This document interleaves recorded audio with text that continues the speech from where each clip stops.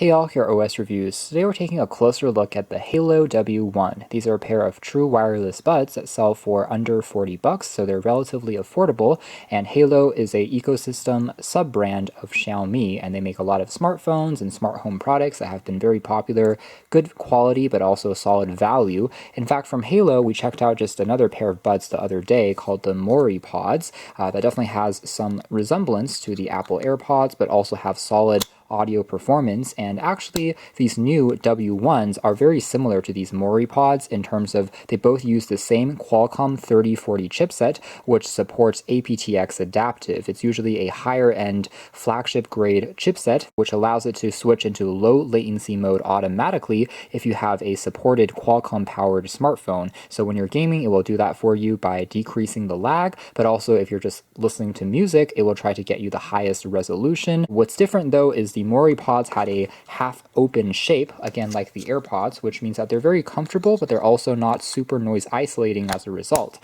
Versus the W1s just have a different style. They have a silicone tip this time around, so it's going to offer a more tight seal if you are doing more vigorous exercise or if you want to block out more noise. Comes in a few different colors. We have a blue version here, also comes in black. They have a stem design, so there are 4 microphones actually, so they will cancel out some background noise, which is great to see, although these don't have active noise cancellation for listening to music, as well as using, again, Bluetooth 5.2. On a single charge, the buds themselves will last for around 6 hours, and then with the battery case combined, you'll get around 20 hours when on the road. Now, the drivers on here are a little different from the Mori Pods. It actually has a dual dynamic and balanced armature on each side. They actually partnered with Knowles to create the sound tuning this time around, which is slightly more premium, at least on the branding side. These are definitely very attractive in my opinion in terms of their angular shapes, the stems. It just looks a bit sharper and slightly more premium here than the price would imply. The texture that they've made on the plastic, as well as some of these chamfered edges, make it a bit more reflective and shiny. It almost reminds you of metal. Aside from the buds, you'll also find a standard USB Type-C charging cable, some spare silicone tips to get a more snug fit, and just a quick user guide. Alright, so taking a closer look at the design of the battery case, it is like a stone in the hand. It is very round, but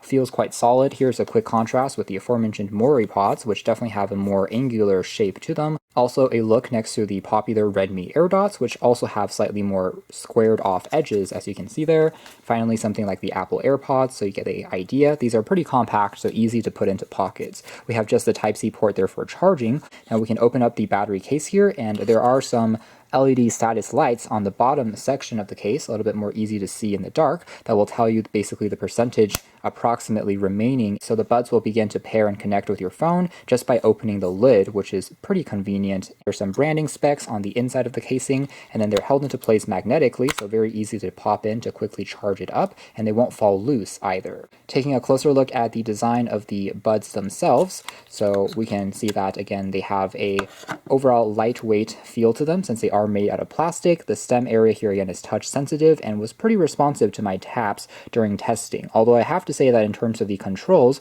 as usual, Haylou is allowing you to skip tracks, triple tap to bring up the voice assistant, but you don't get the ability to raise the volume higher or lower directly on these, which is a little bit frustrating since I do think that's a feature that every pair of buds these days should have, and unfortunately it seems like these aren't compatible with their companion app at the moment, which should allow you to customize some of those controls, but right now the support hasn't been added, so fingers crossed there will be a software update there in the future. They didn't feel loose, but at the same time not too uncomfortable or large either, and felt ergonomic even for the full 6 hours of listening, for example. One of the other sensors that you won't find on the W1 to take note of is a auto play and pause sensor. Now moving into audio quality and performance, it's good news because these W1s don't disappoint, which is to be expected considering that, again, these are using pretty flagship specs and solid connectivity via that aptX adaptive chipset. So in fact, if you're watching back a YouTube video or Netflix, there's almost no delay between the video and the audio. And also when you're gaming, at least with an Android smartphone, again, using a quality Qualcomm chipset, you'll find that there is minimal lag as well between things like a gunshot and also what's happening on screen. So that is one thing to keep in mind, is that the adaptive mode for switching into low latency only works on, again, Qualcomm powered phones. That means for iPhones, you won't get the same low latency. So that is one potential con of not having a switchable mode that you can tap on, for example, to go between. The audio quality itself is super clear, and the most impressive thing about these, I think, has to be the mids and the trebles because of how much detail you get out of those higher frequencies. When listening to singers' vocals, for example, I was able to hear the textures of their voice really well. It was crystal clear without sounding too piercing, versus, say, the Redmi AirDots, which sound much more rough by contrast. On the other side of the spectrum, the bass is also present if you're listening to a drum beat or EDM track, but I wouldn't say it's overpowering. In fact, if you're a bass head, it's not going to be the most punchy out of all the buds I've tried. But don't get me wrong, I'm not saying that the bass is underwhelming, it's just not going to be quite as forward or in some cases overpowering as some of the other buds that we've tried in the past. Surprisingly, it's trying to go for a more natural sound, definitely a more added detail compared to past budget buds, especially in this price range. So all in all, I would say that it worked well across most genres of music I tried on these, regardless of if it was an acoustic track, if it was a folk song, if it was pop music, it all sounded really pleasant. And I have to say that, again, through these iterative generations of buds, the quality as well as the price range is just continuing to come down. And these in particular just offer great sound, especially in details with the trebles I was impressed by, and also the low latency if you are using it with a supported Android smartphone. So that's more or less it as far as our hands-on review. Thanks for watching here at OS Reviews. That's been the Haylou W1.